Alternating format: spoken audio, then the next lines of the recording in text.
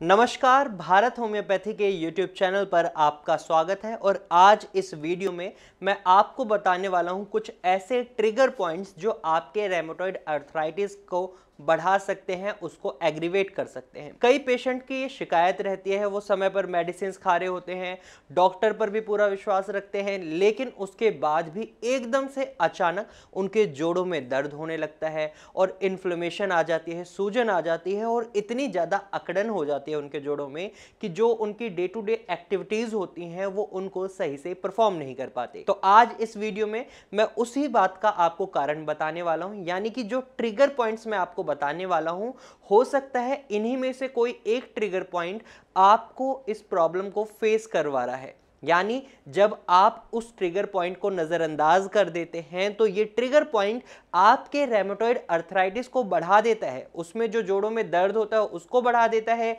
उसकी वजह से जो आपके जोड़ों में अकड़न होती है वो बढ़ जाती है और जो सूजन आती है आपके जोड़ों में वो भी उसी ट्रिगर की वजह से होती है। अगर ट्रिगर पॉइंट की बात करें तो सबसे पहला जो ट्रिगर पॉइंट आपका है वो है स्ट्रेस, क्योंकि जब भी आप स्ट्रेस लेते हैं तो ये आपकी बॉडी में इन्फ्लेमेशन लेवल को बढ़ा देता है।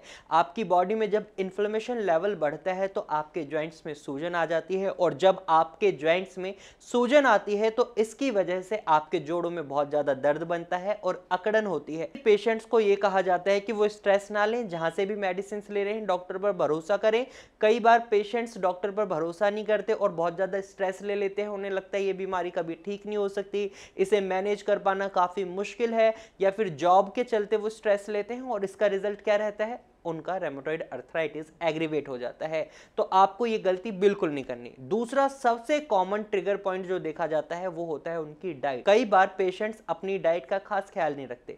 रेमेटॉइड अर्थराइटिस के पेशेंट्स को नॉनवेज डाइट खाने के लिए मना करा जाता है। स्पेसिफिकली बात करें तो रेड मीट और प्रोसेस्ड मीट आपको ये बिल्कुल नहीं खाने हैं अगर आप रेमेटॉइड अर्थराइटिस के पेशेंट हैं, क्योंकि ये दोनों ही चीजें ऐसी हैं आपके जोड़ों में बहुत ज्यादा दर्द बना सकती हैं, उसमें सूजन ला सकती हैं। और वहीं आपको हाई शुगरी फूड्स अवॉइड करने के लिए कहा जाता है, फ्राइड फूड अवॉइड करने के लिए कहा जाता है, प्रोसेस्ड फूड अवॉइड करने के लिए कहा जाता है, और इसी के साथ साथ आपको ऐसे सभी चीजों को अवॉइड करना होता है। और इसी के साथ साथ आपको व्हाइट फ्लोर यानी मैदा खाने के लिए भी मना किया जाता है और हाई सॉल्टी फूड्स के लिए भी मना करा जाता है, क्योंकि ये जो फूड आइटम्स अभी मैंने आपको बताए हैं ये ट्रिगर्स होते हैं आपके रेमेटॉइड अर्थराइटिस के। अगर आप इसका ख्याल नहीं रखते तो आपकी बॉडी में इन्फ्लेमेशन बढ़ती है, आपके जॉइंट्स में इन्फ्लेमेशन बढ़ती है, और उसका रिजल्ट ये रहता है आप जो रेमेटॉइड अर्थराइटिस के ट्रिगर्स हैं उनको फेस करते हैं, जिसकी वजह से आपको अचानक से आपके जोड़ों में दर्द महसूस होता है। तो आपको इस बात का भी खास ख्याल रखना है। तीसरा ट्रिगर पॉइंट होता है सिकनेस, यानी जब आप बीमार पड़ते हैं। अब बीमार पड़ना आपके हाथ में नहीं है, लेकिन आप अपनी केयर कर सकते हैं। आपको कोशिश ये करनी है कि आप कम बीमार पड़ें।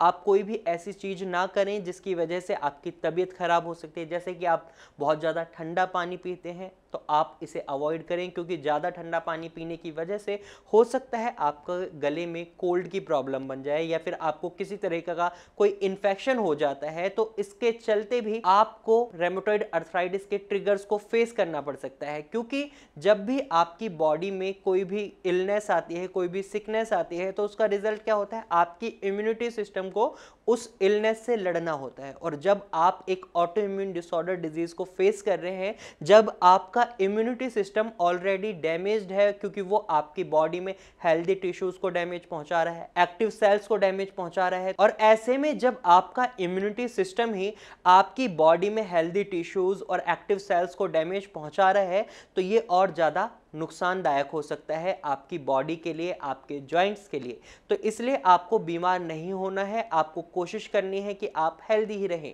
और चौथा ट्रिगर पॉइंट जो रेमेटॉइड अर्थराइटिस के पेशेंट में देखा जाता है वो होता है स्मोकिंग। जब रेमेटॉइड अर्थराइटिस के पेशेंट स्मोकिंग करते हैं तो स्मोकिंग करने की वजह से उनकी बॉडी में हाई इन्फ्लेमेटरी प्रोटीन पाया जाता है, जिसको कहते हैं साइटोकाइन।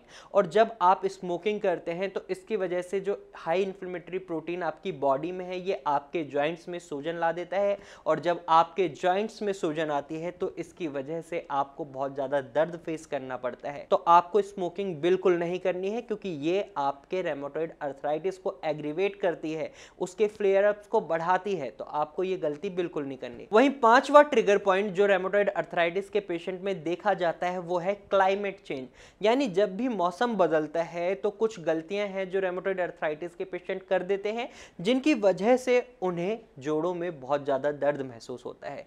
अब सर्दियों के मौसम की बात करें तो ये एक ऐसा मौसम है जिस वक्त आपका रेमोटॉइड अर्थराइटिस बहुत ज़्यादा एग्रीवेट होता है, क्योंकि रेमोटॉइड अर्थराइटिस छोटे छोटे जॉइंट्स से शुरू होता है। तो आपके ये छोटे छोटे जॉइंट्स में बहुत ज़्यादा अकड़न आपको देखने को मिलती है सर्दियों के टाइम में। वहीं सर्दियों के टाइम में जो आपके बड़े जॉइंट्स हैं, जैसे घुटनों के जॉइंट्स हैं, हाथ के कोहनी के जॉइंट्स हैं, इन जॉइंट्स में आपको इतनी ज़्यादा एग्रेवेशन नहीं देखने को मिलेगी, क्योंकि सर्दियों में जो आपके जो छोटे छोटे जॉइंट्स होते हैं उनको ज़्यादा एग्रेवेशन देखने को मिलती है। तो आपको इस बात का खास ख्याल रखना है कि आप जब भी मौसम बदलता है उस वक्त थोड़ा ज़्यादा सतर्क रहें, कोई भी ऐसी गलती ना करें जिसकी वजह से आप बीमार पड़ें या आपका रेमोटॉइड अर्थराइटिस एग्रीवेट हो। और वहीं सिक्स्थ ट्रिगर पॉइंट की बात करें तो सिक्स्थ ट्रिगर पॉइंट होता है ओवर एक्सर्शन। यानी जब आप बहुत ही ज़्यादा एक्सेसिव अमाउंट में एक्सरसाइज कर लेते हैं या अपने आप को किसी भी काम को करने के लिए बहुत ज़्यादा पुश कर लेते हैं, ऐसा नहीं करना है आपको। जनरली रेमोटॉइड अर्थराइटिस के पेशेंट को डॉक्टर बोलते हैं आप एक्सरसाइज करें, लेकिन एक्सरसाइज करने का मतलब ये बिल्कुल भी नहीं है कि आपको बहुत ज़्यादा एक्सरसाइज करनी है। बेसिकली इसका मतलब ये रहता है कि आपको अपनी बॉडी को एक्टिव रखना है, अपने जॉइंट्स को एक्टिव रखना है, आपको अपनी हैंड मूवमेंट्स को कंटिन्यूटी में रखना है, क्योंकि अगर आप ऐसा नहीं करते तो आपके जॉइंट्स में स्टिफनेस आ सकती है। लेकिन जब आप इसे ओवर एक्सेसिव अमाउंट में करते हैं तो इससे आपके जॉइंट्स को और ज़्यादा डैमेज पहुंचता है। तो आपको ये गलती बिल्कुल नहीं करनी है। और आपको आज जो मैंने ये ट्रिगर्स बताए हैं, अगर आप इन पर काम कर लेते हैं, इनको समझ लेते हैं, तो आप जो प्रॉब्लम अभी फेस करते हैं, आपको अचानक से जोड़ों में दर्द हो जाता है, तो आप इन चीज़ों से बच सकते हैं। तो आज की वीडियो में सिर्फ इतना ही। अगर आप रेमोटॉइड अर्थराइटिस के पेशेंट हैं तो आप मेडिकल ट्रीटमेंट जरूर लें, क्योंकि ये एक ऐसी बीमारी है जो बिना मेडिकल ट्रीटमेंट के ठीक नहीं हो सकती। और अगर आप इसका सही समय पर ट्रीटमेंट लेना शुरू नहीं करते तो इसका रिजल्ट क्या होता है, आपके हैंड्स में, आपके जॉइंट्स में डिफॉर्मिटीज देखने को मिलती हैं। तो ऐसी सिचुएशन किसी भी पेशेंट और इंसान के लिए बहुत बुरी सिचुएशन बन जाती है। तो आपको इस सिचुएशन से बचना है, आपको सही समय पर मेडिकल ट्रीटमेंट को चूज करना है। और रेमोटॉइड अर्थराइटिस में होम्योपैथी ट्रीटमेंट सबसे बेस्ट ट्रीटमेंट बताया जाता है। तो इसलिए आप नीचे दिए गए नंबर पर कॉल कर सकते हैं और भारत होम्योपैथी के डॉक्टर की टीम से कंसल्ट कर सकते हैं। तो आज की वीडियो में सिर्फ इतना ही। मुझे उम्मीद है आपको ये वीडियो समझ आई होगी। अगर आपको ये वीडियो समझ आई है तो आप इस वीडियो को लाइक करें। साथ ही आपको ये जानकारी यूजफुल लगी है तो आप इसे अपने दोस्तों और रिश्तेदारों के साथ जरूर शेयर करें। और आप ऐसे ही इंफॉर्मेटिव वीडियोस और देखना चाहते हैं तो आप हमारे चैनल को अभी सब्सक्राइब करें। Thank you for watching.